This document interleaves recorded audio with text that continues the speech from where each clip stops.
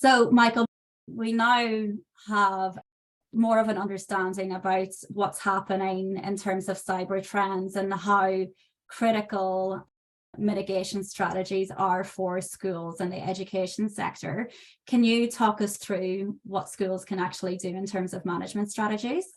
Yeah, absolutely. So there's a lot of consideration here that everyone hopefully recognizes that this is a significantly evolving space. It's probably one that, for whatever particular reason, hasn't been given the same attention as, say, your tangible asset space. We all have sprinklers, we all have locks on doors.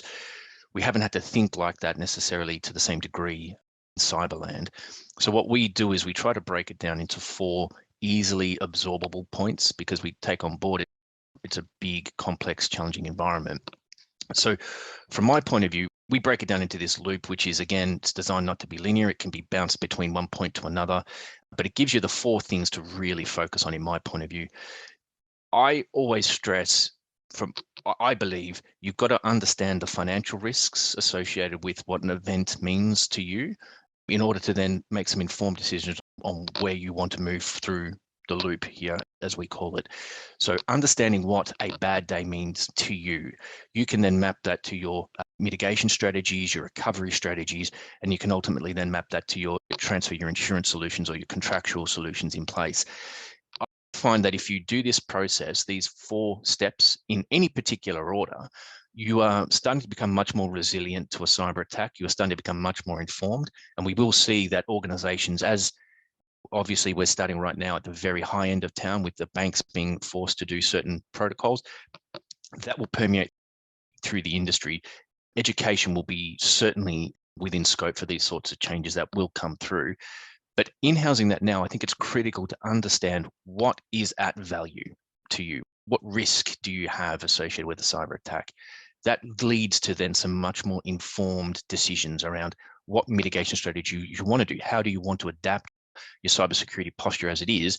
What do you want to add? What do you want to change in order to ensure that you're addressing the right risks accordingly? And the same from the recovery perspective. I think that can't be overstated either. Just how important it is to drill an incident, test an incident. What does it mean to you? How do you recover? Once you've started to really map that out, then your insurance policy, cyber insurance, should not be treated like a traditional line of insurance. It shouldn't be something that you look at once a year, put it on the shelf, dust it off to renew in 12 odd months' time. It really should be something that, as you go through these loops, look at your insurance policy to say, does it align to the risks that we're identifying? I could talk to that for ad nauseum, but we might skip to the next slide. This is a takeaway. We're certainly not going to be covering this today because it's a big conversation, and frankly, I believe that's the conversation for later this month or next month to go through these in much more detail.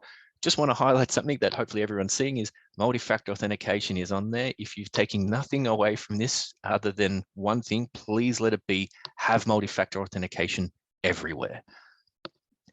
Wonderful. I think that's very important to hone in on that, because it is something that really, in all of the case studies we went through, even if that first infiltration still happens, having MFA actually would have stopped the entire attack.